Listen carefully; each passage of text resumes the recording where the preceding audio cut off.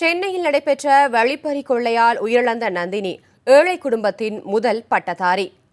தூணாக இருந்த மூத்த மகளை இழந்து தவிக்கிறது நந்தினியின் குடும்பம்.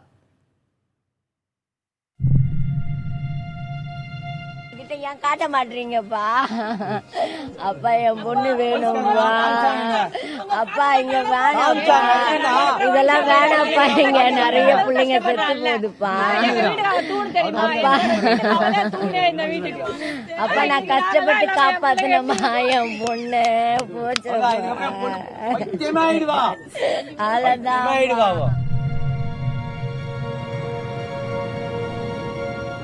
குடும்பத்தின் மூத்த மகள், முதல் பட்டதாரி, முக்கிய வருவாய் ஆதாரம், இப்படி பன்முகங்களோடு இயங்கிய நந்தினியை இழந்து தவிக்கிறது இந்த குடும்பம். நந்தினியின் தாய் செல்வி, தந்தை வடிவேல் ஆகியோர் கூலித் தொழில் செய்தே நந்தினியை MCA வரை படிக்க வைத்துள்ளனர். குடும்பத்தின் மூத்த மகளாக பிறந்ததால் அனைத்து பொறுப்புகளையும் எடுத்து தாய் தந்தைக்கு மட்டுமல்ல தம்பிக்கும் தாயாகவே இருந்து வந்திருக்கிறார் நந்தினி. ஓலை கொட்டகையாக இருந்த இல்லத்தை தனது வருவாய் மூலம் சிமெண்ட் கட்டடமாக மாற்றி அமைத்திருக்கிறார் நந்தினி. இந்த பொண்ணு இல்லங்க, எவ்வளவு பேருக்கு இந்த வாட்டி எவ்வளவு நடந்திருக்கு சொல்லுங்க. இப்ப இவ்வளவு பெரிய பொண்ணு பறி கொடுத்து நின்றுருக்கோம்.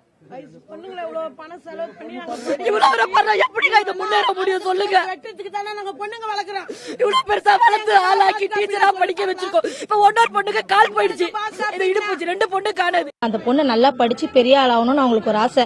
அந்த பொண்ணு கல்யாணமே வேணான்னு தான் இருந்தது. அவங்க வீட்டுல அந்த சேலரி வாங்கிட்டு வரணும்னு ஆசை ATMல போட்டாங்க.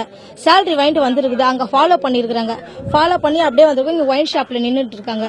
நின்றுட்டு அந்த 20,000 பணத்தை புடுங்க பார்த்திருக்காங்க. இவளும் போராடி இருக்கா. திருமண வயதை எட்டியுள்ள நந்தினி குடும்பத்தின் வறுமை நிலையை மாற்றிய பின்னரே திருமணம் செய்து கொள்வதாக கூறி வந்திருக்கிறார். தனியார் பள்ளியில் ஆசிரியையாக பணிபுரிந்து வந்த அவர் ஊதிய தொகை எடுப்பதற்காக மந்தவெளி ATM சென்றிருக்கிறார். கரெக்டா 10 மணிக்கு என் பொண்ணு ATM போச்சு காசு எடுத்துன்னு வர்றதுக்குன்னு. அம்மா செலவு காசு இல்லையா, நான் போய்த்துறேன்னு.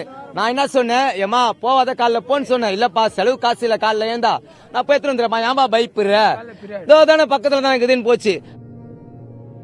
மாதம் முழுவதும் பணிக்கு சென்று சம்பாதித்த 20,000 ரூபாய் பணத்தை வழிப்பறி கொள்ளையர்கள் பறித்துச் சென்றதால் கூச்சலிட்டபடியே கொள்ளையர்களை இருசக்கர வாகனத்தில் விரட்டிச் சென்றிருக்கிறார் நந்தினி. நந்தினியின் அலறல் எவர் காதுகளிலும் விழாத நிலையில் வழிப்பறி கொள்ளையரிடம் போராடி உயிரை பறி கொடுத்திருக்கிறார் இந்த இளம் பெண். வருது தெரியாது, போறது தெரியாது, அப்படி வேலை செய்ய பொண்ணு. எவ்வளவு கஷ்டப்பட்டு பச்சை பொண்ணு தெரியுமா? அது இந்த சாவலாம் சாதாரணமா விட மாட்டேன். நானு சாதாரண அவனை போய் ஹாஸ்பிட்டல சேர்த்து வச்சுக்கிறாங்க. ஒரு உயிரின சாதாரண விஷயமா அது? என்ன சார் பாவம் செஞ்சது அந்த பொண்ணு? மகள் சம்பாதித்த பின்னர் வறுமை துடைக்கப்பட்டதாக குடும்பத்தினர் நம்பியிருந்தனர். இந்த நிலையில் நந்தினியின் மறைவால் அவர்களது குடும்பத்தில் மீண்டும் இருள் சூழ்ந்திருக்கிறது. ஏழை குடும்பத்தில் பிறந்து முதல் பட்டதாரி மாணவியாக வந்து முதுநிலை பட்டம் பெற்று ஆசிரியர் பணியில் ஈடுபட்டு பல்வேறு கனவுகளுடன் வாழ்ந்த நந்தினிக்கு இதுபோன்ற ஒரு நிலைமை ஏற்பட்டிருக்கிறது. இந்த நிலைக்கு காரணமானவர்களை சட்டப்படி தண்டிக்க வேண்டியது அரசுடைய கடமை. புதிய தலைமுறைக்காக ஒளிப்பதிவாளர் சிவராஜுடன் ரமேஷ்.